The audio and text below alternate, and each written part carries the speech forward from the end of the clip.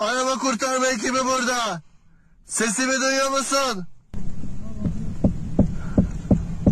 Tamam. Seni kurtaracağız. Seni ben bir göreyim. Evet abi ya. Bekle dur. Tamam göreyim seni. Neredesin? Yüzünü görebiliyor musun? Bak yanındayız, korkma, tamam. Biz Kocaeli itfaiyesinden geldik seni kurtarmaya, tamam mı? Ya Allah. İyi misin? Yanında kimse var mı? Ya Allah. Kimse var mı senin yanında başka? Ayaklarını oynatabiliyor musun? Tamam abi tamam. Tamam sakin ol, seni alacağız, tamam, bekle orada. Ya Allah. Al telefon. Ver. Yüzüne tut. Yüzüne. Bu birinci oda. Evet. İkinci oda boş. Tamam. Hanım nerede hanım? Hanım. Bu. Tamam.